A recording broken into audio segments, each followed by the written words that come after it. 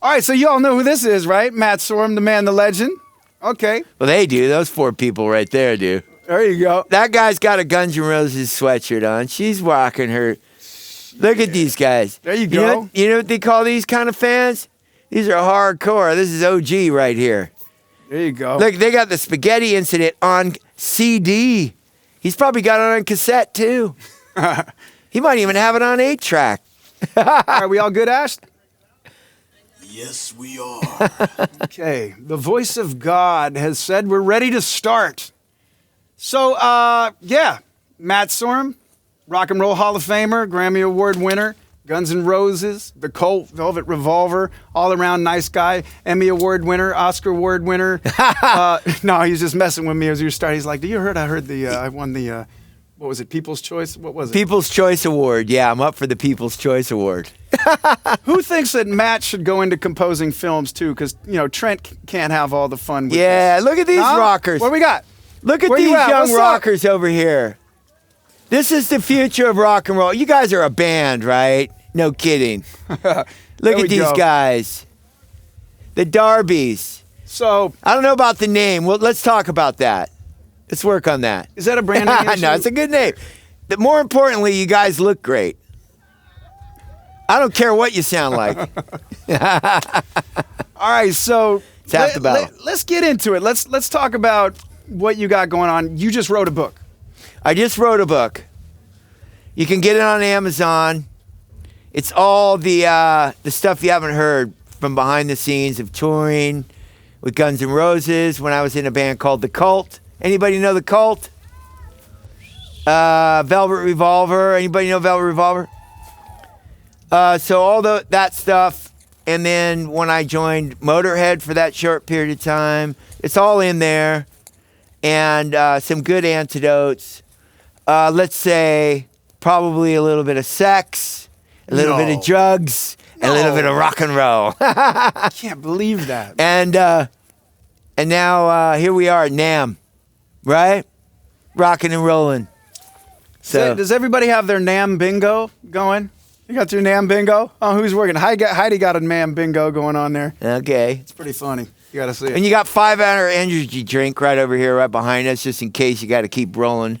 There's a little bit of caffeine in that. I just did that to get some free 5-hour energy drink. Hey, 5-hour.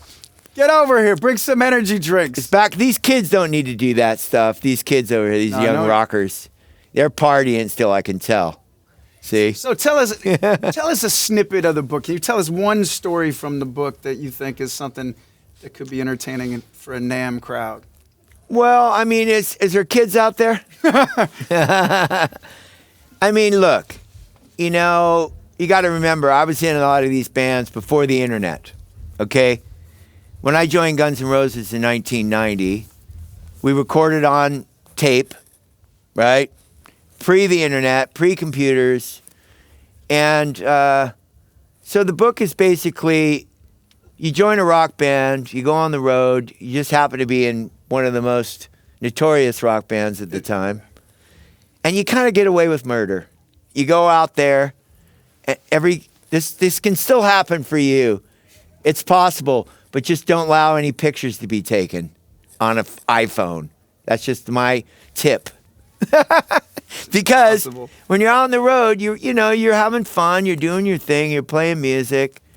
And in the book, there's a lot of stories about what happened when we got out on the road, and with Slash and Duff and me and Axl and all the guys and doing that stuff. And then that morphed into the 90s. And then when Velvet Revolver got together, we were still, living it pretty high, level of shenanigans. Yeah. But, rock stars. for that kind of rock and roll that we were playing in those days and, that was happening at the time, it all felt like part of what you needed to do to kind of, be out there doing what we did. And I say to a lot of people, people ask me, what was it like to be on the road with Guns N' Roses? And the only way I could describe it was a lot like being on a pirate ship. It was like you basically come to the next town and you can't even say these kind of things anymore with the movement and everything. about what we did. I can't say what we did anymore, but it's in the book. Right. And it was great because it was just a different time. I felt like the energy of what was happening at rock and roll in those days, there was no sort of outside influence with social media and things like that. And we just were out there. It was all sort of a mystery to everybody else what we were doing.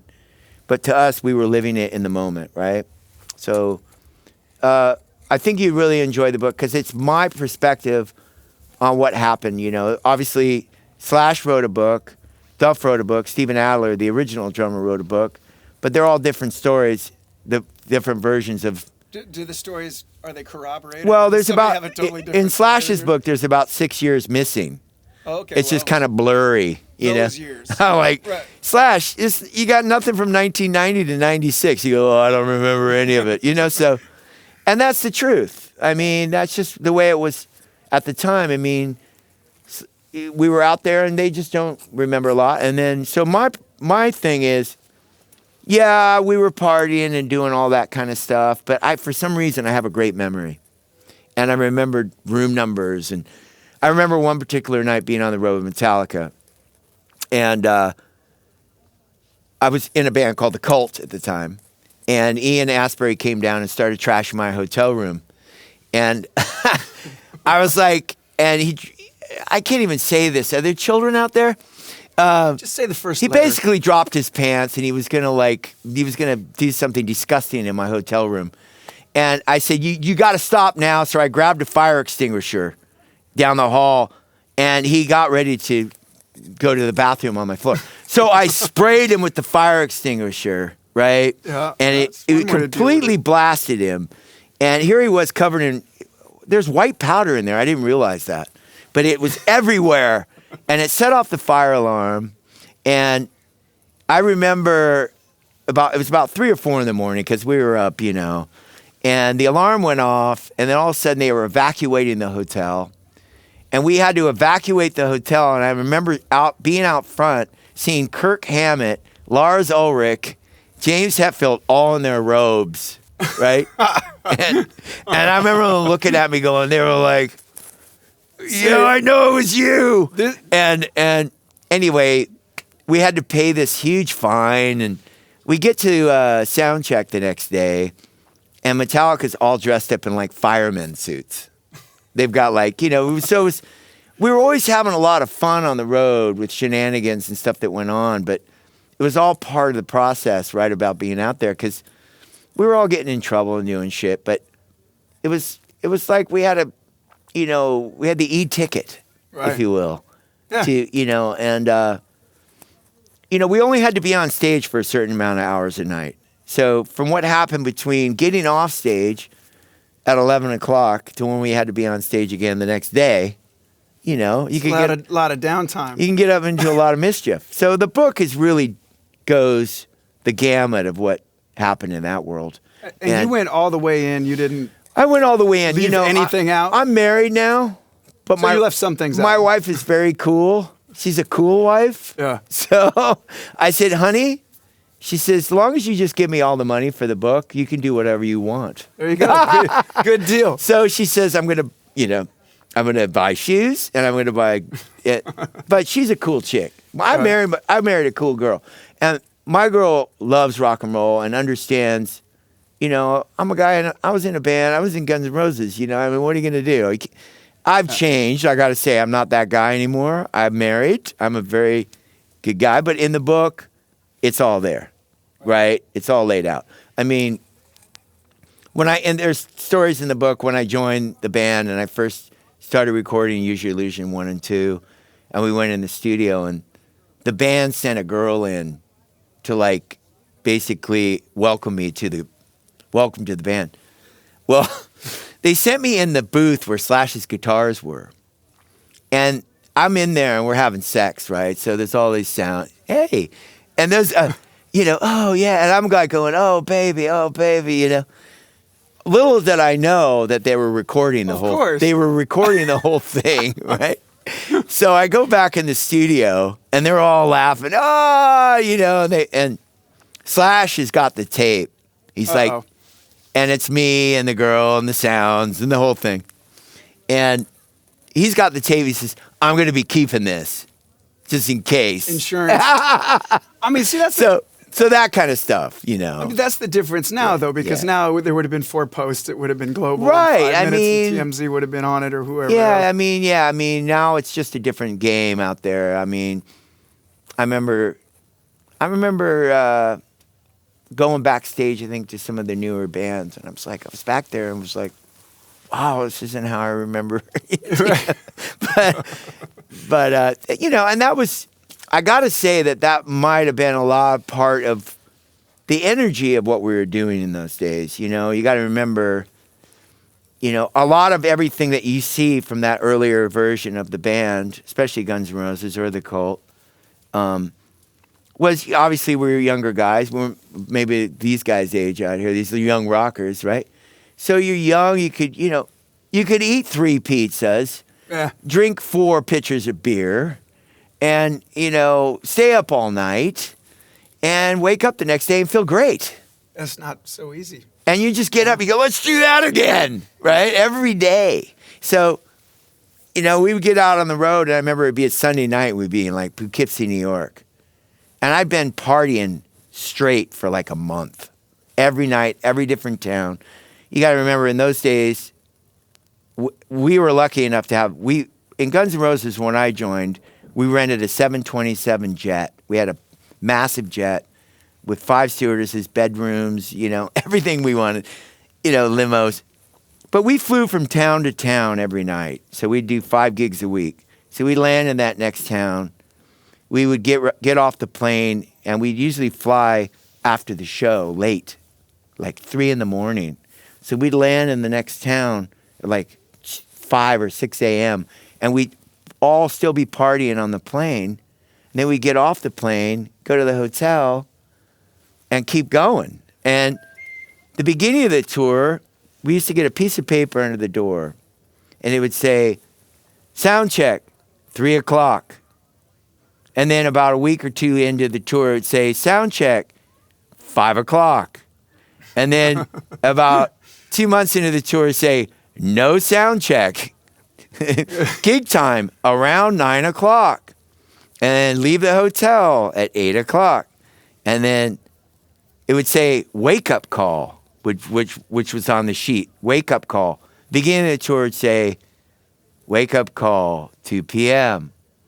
And by halfway through the tour, it would say, wake up call, 7 p.m. Right? So that we were all screwed up, you know. We were like, what time is it? Is that just because you're lying in bed, 3 people are calling going, I can't. They would have to knock on our doors. There was guys with walkie-talkies. So all that stuff's in the book. And, you know, and I even talk about it and my voice changes because it was such a different time, you know. I'm like, and the hardest thing for me when I wrote the book was, how do I write the end? You know? Like, it ain't over yet. But yeah, it's not over. It's not over. But it's day, like, man, you know, it's now like a lot of old rockers. It's like smoothies and, you know, egg white omelets. You know what I mean? Right, yeah. It's like, not for these guys. No, all hope lies in you to keep the rock and roll alive. But more importantly, the one thing that was great about that band is even though we partied as much as we did, we worked really hard. Slash's thing was like, look, if we're going to party all night when we were working on albums and stuff, we still have to be here at 12 o'clock noon to start rehearsing. Right. So if we, you know, when we were in L.A. working on the Use Your Illusion Spaghetti Incident, that was the thing. And that he learned that from the Rolling Stones. Because Keith Richards would say, look, I slept in a chandelier last night, and I made it to sound check, and I made it to rehearsal. If I slept in a chandelier, you could come to sound check and rehearsal and be on time. You're in a band. You've been given the opportunity to be in a band. Don't screw that up, right? That's the so. word. I was always like, okay, if I'm going to do this, I got to make sure that I'm not going to get so out of control that I blow the gig, right? And, you know, we've seen that happen with musicians a lot because the extracurricular activities take over, and before you know it, you've lost the love of the art and the music. And you know, I've seen that happen, and I've been around that. So there's a lot of that stuff in the book too. There's a lot of stuff in the book that talks about the music business, because that's the part that kind of sucks. The music business, because as we all know, it's great to play music, but then when you get into, getting the record deal, and then you go and you get, the management and the agent, and then money, you start making money, things change. And stuff gets confusing, and it's a lot to navigate. So there's a lot of stuff in the book that sort of displays my take on why we broke up the first time, in 96 when we broke up. There was just a lot of chaos. And we were younger guys, and we just, it was hard to navigate. And it's hard for a lot of people to understand because, why would you want to break up this Right. great band? But it was, it was interesting. So that's got a lot of anecdotes about that. And I'm really truthful about exactly how it went down. And I'm not a jaded person. I'm not a bitter person. But I've gone through the hills and valleys of rock and roll and the music business, right? I've had some hard knocks along the way. But I say to anybody that's played music or been in the business of music and been in bands, it's like, there's going to be hard knocks. Nothing's easy. Nothing's easy in this world. You get out there and you work for it and you get the reward. You got to work hard, right? And that's what we did. Well, I think the proof's in the pudding, right? Music's pretty good. What do you think? Did it all right? So tell me a little bit about what's going on with Billy Gibbons. What do you have cooking with him? Well, my life's been I've been really fortunate to have like a bucket list of guys that I've played with. In 2009, I got a call from Lemmy Kilmister, and I played in Motorhead. I did 14 shows in Motorhead, and I replaced Mickey D on a tour in America. So that was a huge bucket list thing for me. Yeah. I mean, Motorhead is like the pinnacle for all of us from rock and roll. Lemmy was, an icon, and we all respect him and look up to him because the thing about Lemmy is he always stayed true to who he was and didn't really take much flack. Didn't really care about record sales. It was just pure rock and roll, So when I did that, that was really cool. And then recently I've been playing with Billy Gibbons from ZZ Top. We made a record called The Big Bad Blues. I urge you all to buy it. It's a killer album. I've been pushing Billy to like work back into more of the early ZZ Top era, like Rio Grande Mud, Tres Hombres, that stuff. So we're doing a new album now. And he's like a 20-year-old kid. Billy Gibbons is the purest form of musician I've ever met. He doesn't care about the business. He doesn't let it seep in. He's like, I got a manager, call my manager. I'm playing guitar. He doesn't care, right? He just wants to play music, get on the tour bus. And you got to remember, ZZ Top's been on the road for 50 years. They've been a band, the same three guys, the only American band that's been together for 50 years straight. Three guys, they tour about 300 dates a year. That's why it's hard to make a record with them. I mean, yeah. But we made this killer album. We're working on the new one, and we're going to leave a little bit more rock. So we'll hopefully tour that maybe end of next summer or early fall. Billy's one of the cooler people that I've met in the music industry for sure. Yeah. And his cars are unstoppable. Yeah. I have a car fetish, and man, those cars. Dude. Cars, guitars, and that's Bars. his thing, and tacos. And tacos. Yeah. But I'm very fortunate to be playing with him because, look, I come from a little bit younger generation. I grew up in the 70s, right? So I had the 70s bands to draw from, right? These young guys are going back. They're doing their research. They're going back. They probably like Guns N' Roses, AC/DC, Led Zeppelin, Black Sabbath, all the good stuff. Deep Purple, David Bowie, T-Rex, all that stuff came out of one era. The 70s and some of the late 60s. So if you look at the late 60s, Hendrix started coming along. Black Sabbath started in 1969, Black Sabbath, right? And now I'm in a band with Geezer Butler. I'm playing with him in Deadline Ritual. And so for me, that's like, whoa, man. I'm a kid living in a candy store. I'm playing with my heroes. And now I was in the Hollywood Vampires with Alice Cooper for that first run. It's like Alice Cooper, man. I was like, what are you guys, like 17? I went to see Alice Cooper when I was 17 in 1977, right down the street here at the Forum. Me and my buddy bought a 4-finger lid of weed, and we rolled about 25 joints. You had to smoke that many to get high in those days. Now they got this stuff that like killed Elvis, man. It's like, what the hell? Take a gummy So drop it we out. were like, driving up there in my Rambler station wagon and go see Alice Cooper, Welcome My Nightmare. The Welcome My Nightmare album. Alice Cooper came out. I was like, oh my God, I was so stoned. I was like, whoa. And now I'm in, then I was on stage playing in this band with him, right? So here I am playing like $1 Billion Babies and School's Out. I'm like, oh my God, this is like a dream. I've lived the dream. I'm like, and then Joe Perry over there running around. I'm like, that's Joe Perry, man. I'm like, so cool. See what's cool about That's this really is that cool. It's just cool. I got a call this morning from Christian Reese, who's in the band Nephew. Yeah. Who's a friend of yours. Huge band in Denmark.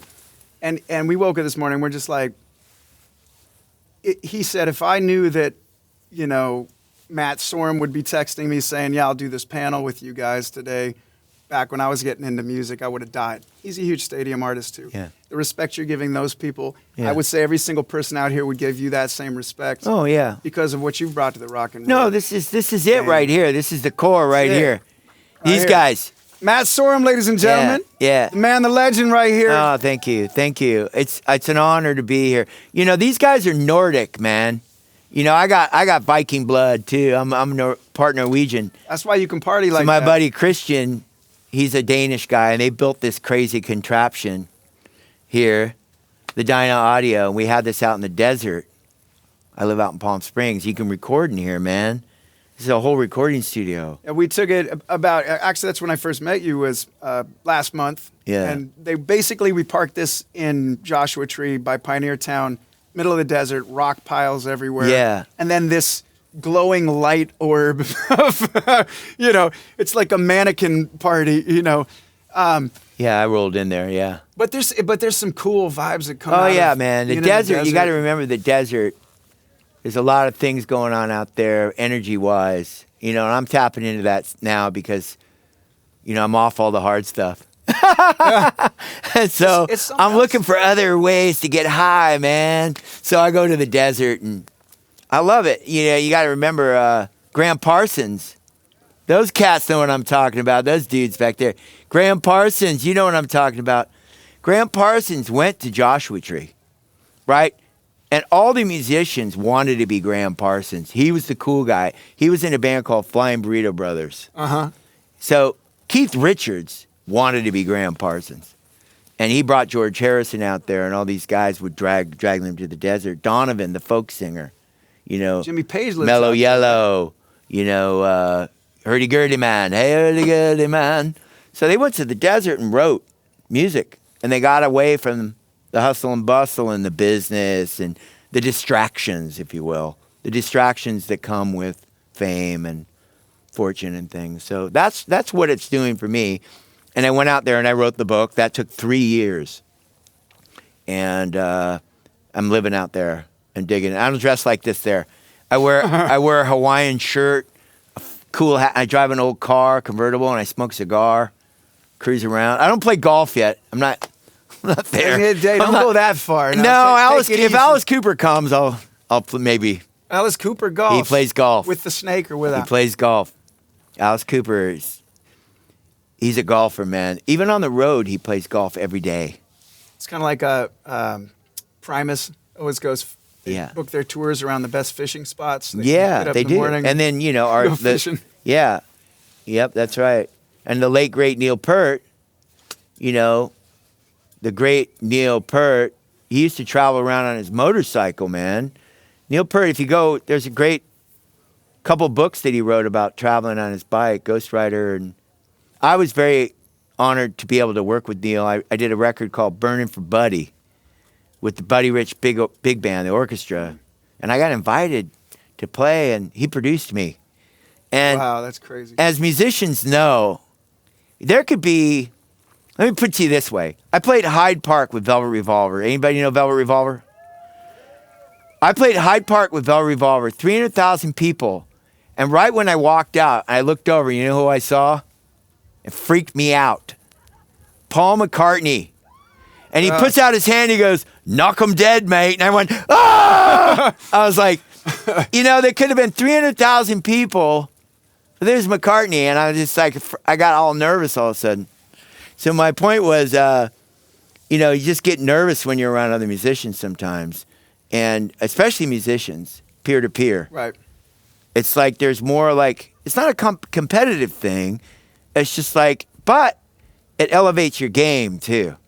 You're like, there could be 20,000 people out there, and if like Dave Grohl's standing on the side of the stage, I'm like, I'm throwing down tonight, you know, rah, you know.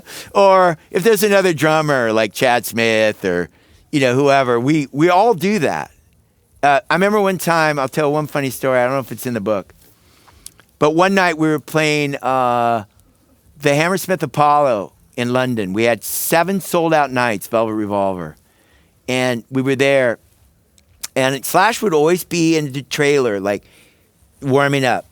He's just in the guitar all the time, playing, right? And I look, and I see Jimmy Page walking towards me. And he's walking straight at me. And then I look to the right, and it's Brian May from Queen. Oh, man. And they come up, and I say hello to Brian, because I knew Brian. I toured with Brian. I'd met Jimmy a couple times. Hello, Jimmy. So I run in the trailer and I open the door and I go, "Slash, Jimmy Page and Brian May are out here." And he goes, "Fuck you." "Why did you tell me that?" He freaked out. He freaked out. That was it. Because he knew that it's like, oh my God, I'm playing in front of these guys and now I got to go out there.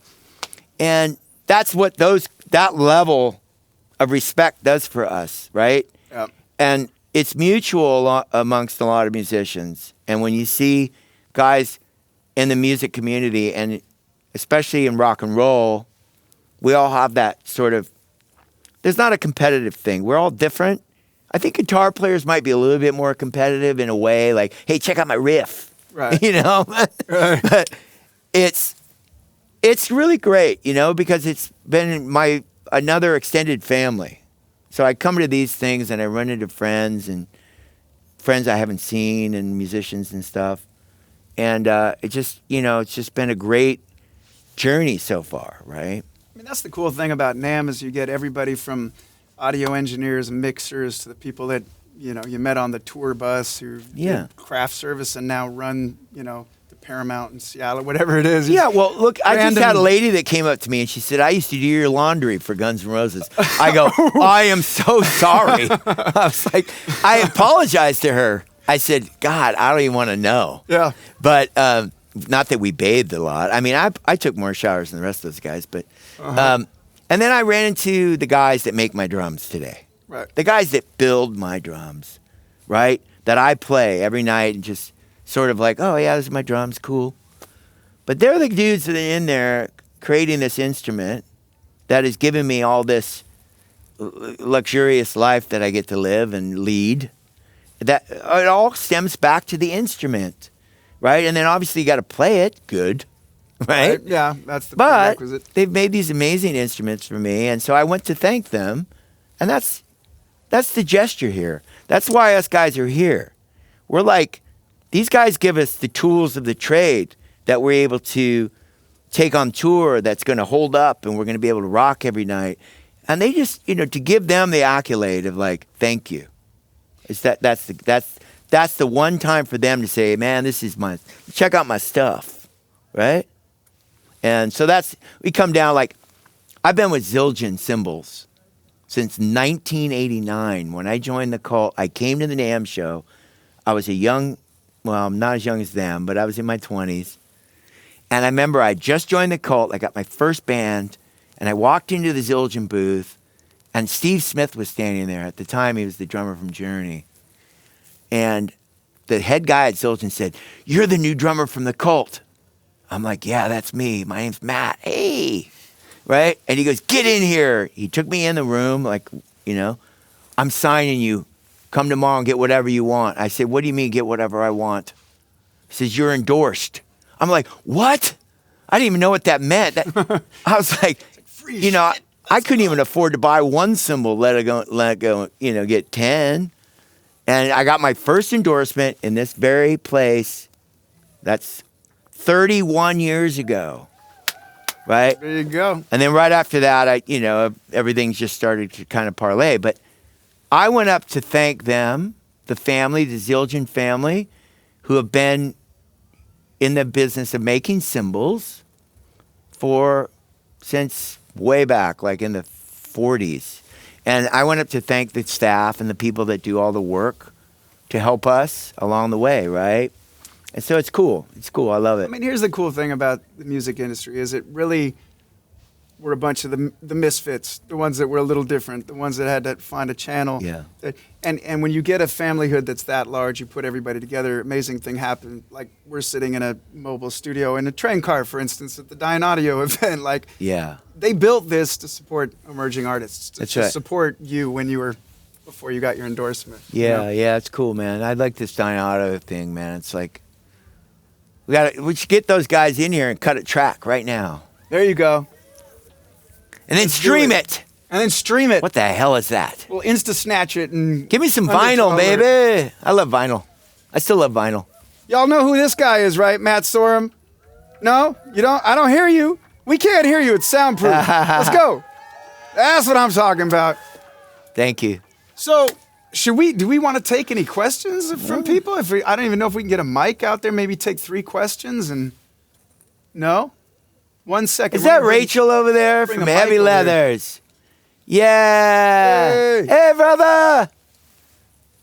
So, really quickly, because we were talking about Nordic LA and talking about Christian, you have your own city, don't you? Sorumsand, Norway, is this true? My last name's Sorum, and it's a Norwegian name. And when I went to Norway with Guns N' Roses in '91, I got the key to the city. You still got it? I think, let's go. In Sorumsand. Sorumsand. Yeah. And, So, so I have that Norwegian heritage. I'm actually speaking at Nordic Week next week in LA. Actually, a couple weeks. 7th of February, we're having a whole Norwegian week. Nice. Yeah, because I come from that. I'm not my parents. Whole Norwegian thing, Scandinavian. Like Lars Ulrich is from Denmark. You Right, know, yep. Denmark. Lars. I spoke to Lars about you guys because it's a Danish company. He knows about you guys. Yeah, Lars plays in a little band called Metallica. Yeah. You all didn't know. Yeah, so he knows Christian but this the Swedes and Norwegians and Norway never really had a lot of great bands that I can remember except for Aha. Oh, yeah. But It's that high note. but the everybody Swedes tries got a to lot say. of cool bands. There was a band that opened for us once called the Backyard Babies from Sweden. Mm-hmm. And a lot of cool bands out of Sweden. The Hives. The Hives, yeah. The Hives are a cool band. There's some. I mean, you got all of the Nordic regions, right? You got Iceland. You got Bjork came out of Iceland. Are there yeah. any rock bands come out of Iceland? Anybody know? No. No, I'm sure they do, but I mean, Sigur Rós is from there, Okay, but they're right. not a rock band. So I want to open up for a couple questions. Let's see if we can come up with something clever. So we ask the young bucks over here. Sure. Where's the microphone? Funk Flex got it right there. It's a gold mic. Be careful. So my name's Joe, and we're the Darbies, and we just want to know, as an emerging band, what advice do you have? What do you wish that you would have known when you were an artist? Do you guys have a record deal yet? No, we've got some stuff coming up in February. We're going to New York, playing the Bowery Electric. Oh, great. Well, that's perfect. For guys, if you guys are all into hopping in a van. We're doing it. Eh. We live in a van in Venice. Now, okay, you're already ahead of the game. Because if you got a van and you're living in it and you're playing shows and rocking and you don't give a shit, that's the way to do it. Just rock, eat Kraft macaroni and cheese, get free beer from hot girls. There you go. Whatever you got to do, man. But play every night. put your shit up online like everyone does, right? Make your webisodes and your videos, and all that crap they're asking you to do now, right? You got to And make just keep rocking. You guys are already ahead of the game. I saw you. You caught my attention. I said that looks like a rock band, doesn't it? Look at these guys. Oh yeah.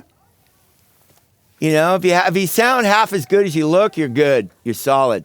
And then I would say write some good songs. Try to write the best songs possible, right?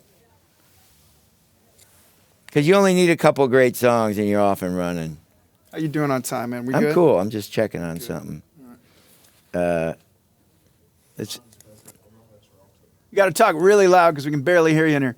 Hi, Matt. how are ya?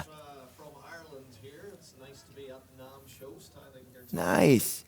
And I want to know, what's the difference between playing Slither live with Slash and Duff compared to Geezer and Steve Stevens? Ah. Between those dudes.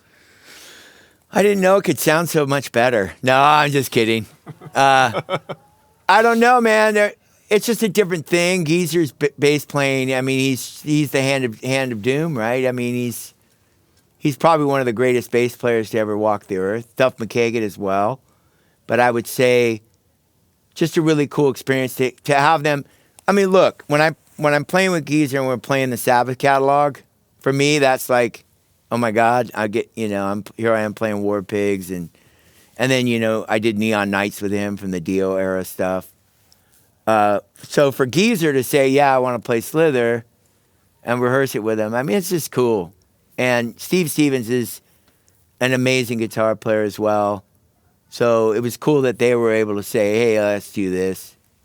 And, but just different subtleties, maybe a little bit heavier, slightly, just based on Geezer. Yeah. We got any more questions out there? Thank you. Hey, Matt. Hey, man. Big Cult fan. I want to ask about when you joined their band, being a young person and a professional, like on a big tour, with a band that, of course, like had two different personalities up front, and then Jamie Stewart, the bass player, about to leave after that tour was over. Yeah. And you had just stepped into like your first big gig. What did that do to you emotionally? Like, what did you see attitude-wise that would sort of help you as you went on to be a professional with GNR and all these other extreme personalities? And how did it sort of feel to you at the time? Did you see them like a rift happening and getting worse, or did they already sort of have their own routines and didn't hang out? You were just there to party whenever, or how was it for you? Well, like I said, I have a book coming out. It's pre-ordered on Amazon. Book's called Double Talkin Jive. But I'll give you a little bit of a tidbit. Those guys were the band that I joined when I really felt like, okay, this is the right vehicle for me. And it gave me my start. It was the first time I was playing in big arenas. I mean, I did a lot of stuff before that that's in the book too. But when I got in the Cult, that was like, okay, now I'm in arenas. I'm opening for Metallica. Then we opened for Aerosmith. Then the Sonic Temple album took off. We were headlining. Now selling out arenas on our own. And like I said before, I was talking about sometimes when that stuff happens and the band gets big, that's when problems start to percolate. And a lot of it's based on, we're not business guys, we're musicians. And a lot of musicians, from what I've experienced in my career, are maybe a little bit more emotional than the average person. So we don't sometimes deal with our emotions as well as maybe like the manager who you can call and he could go, yes, Matt. And like, that's it. And he can't, there's no tag on that. There's no emotion surrounding it because they're business people.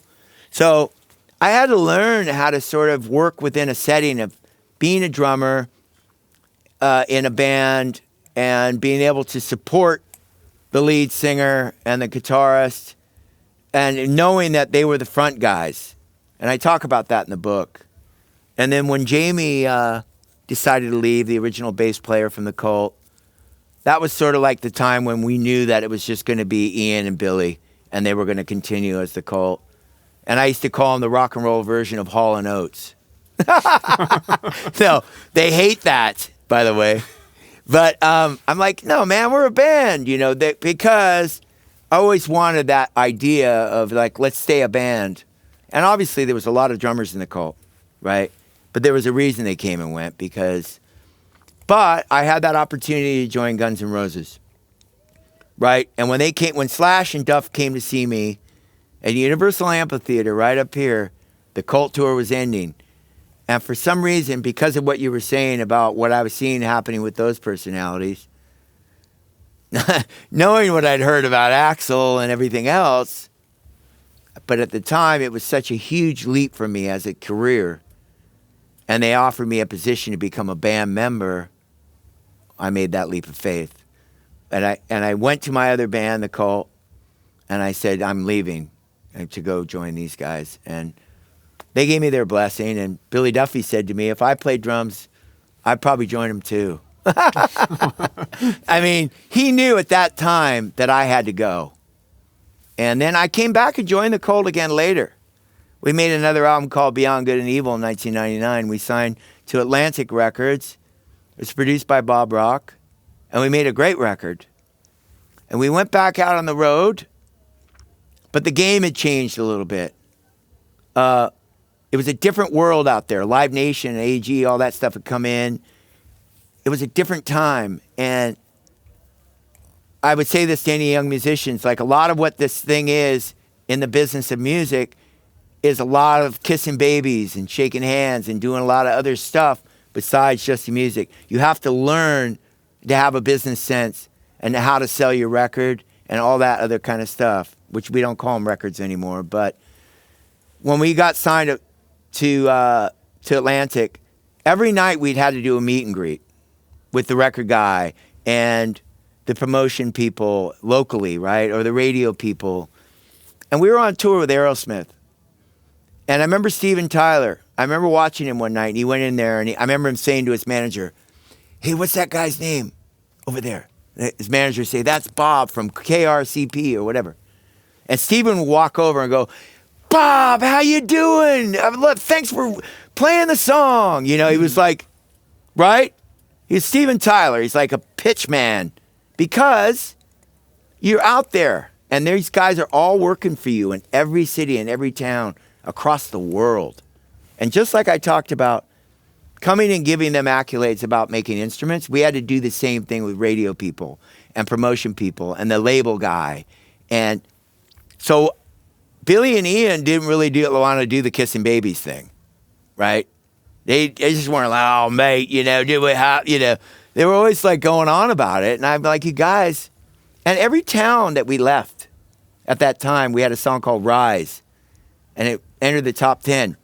We would leave that town, and I would see the record sales. The record started going like this, because we weren't doing the extra promotion that we needed to do, the press, the promotion, and there's so much more of that than people think.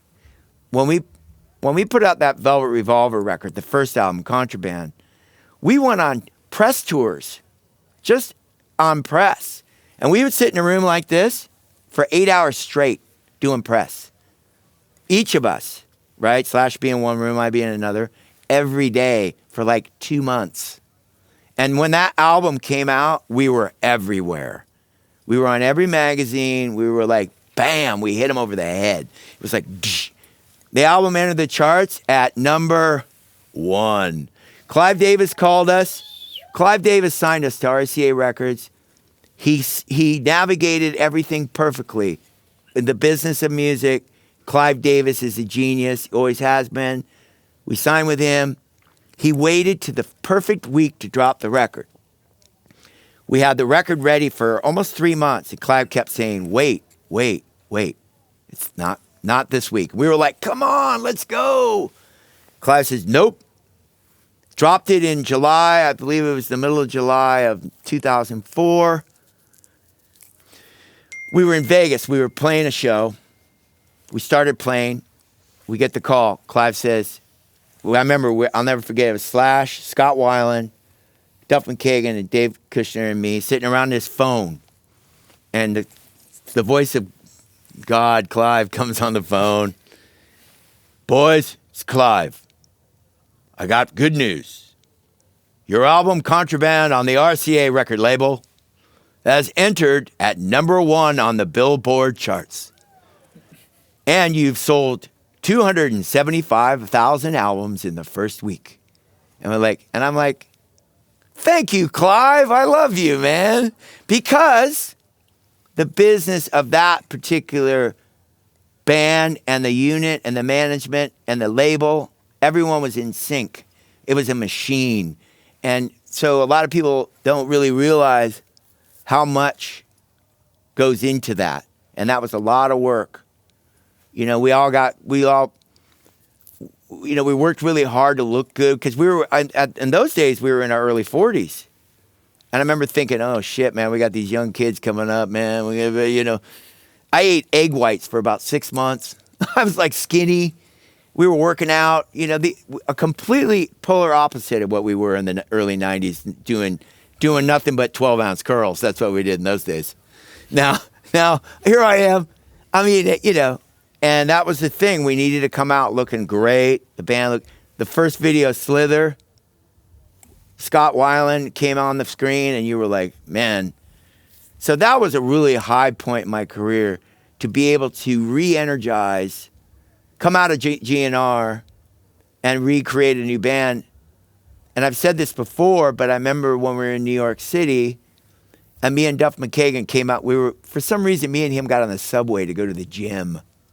Me and Duff, right? We're on the subway. Duff's like, let's not take a cab. Let's get in the subway. So we took the subway, and we come out of the subway, and this guy looks at us, younger guy, like maybe kind of their age at the time. And he points at me and Duff, and he goes, hey, you're Matt and Duff from Velvet Revolver. And it was the first time we'd ever heard that, because we were always the Guns N' Roses guys.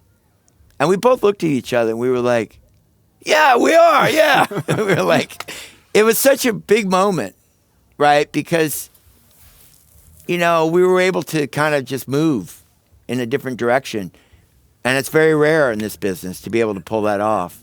I guess it was called a supergroup, but, it was a supergroup. Was it a supergroup? Huh? I can't hear you. We can't hear you in here. I mean, there it is. We all kind of don't like that word supergroup, and we didn't get together going like, we're going to create a supergroup. I mean, we didn't do that.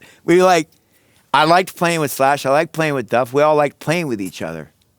And we just didn't have a singer at the time. The other guy, Axel, was off doing his thing. So we needed to recreate. But we all liked playing with each other. It wasn't like, hey, let's create a supergroup. So we did this benefit, and Steven Tyler got up and sang with us, and the place went nuts. And then we said, man, we better do a band. It's time. So we put that band together. And to this day, that's the highlight of my career because, after that, that record sold 3 million copies. You got nominated for 3 Grammys. We got our first Grammy because, Guns N' Roses never won a Grammy. We never won one. We were in a category once against Metallica and Jethro Tull. Jethro Tull. I mean, I love Aqualung. That's a killer album. But in 1991, we were like, I didn't even know Jethro Tull made a record this year. So, and guess who won that year? It was the heavy metal category at the Grammys. Guess who won? Jethro Tull. And then the next year, Metallica won, and they said, God, thank God Jethro Tull's not in the category this year. Like Metallica, right? So that was like, to get that Grammy, I mean, people think, these award shows, a bunch of people getting awards. But you work hard, and to get the accolade was amazing. And it's in the book. The story about getting the Grammy is in the book. Read the book. I don't want to give that one away. I've already given a few away, but that was just like a huge moment. And, and then Clive being a part of that too. And so. Matt Sorum, the legend right here, Grammy Award winner, Rock and Roll Hall of Famer. I mean, what can we say, man? Thank you so much for being a part of this, supporting Dynaudio, Unheard, and independent artists. He's here to support independent artists, which is these guys right here. This is, cool. The next generation, and Yeah, we appreciate you being here, man. Thanks, Thank you man. so much. Thank you. Thanks, brother. Anything else you want to add? I mean, everybody knows where to find you on I social think we're media. Cool. so- Yeah, Amazon. The book's called Double Talkin Jive. There you go. Pre-order. Thank you, everybody. Appreciate Yeah. you for coming. Okay. Thank you very much. Hang out. We got an all-star show coming up. Thanks for showing up. Thank you.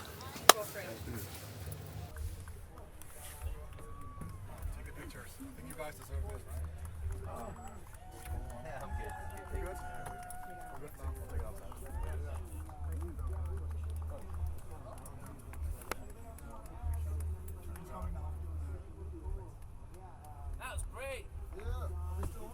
Oh yeah.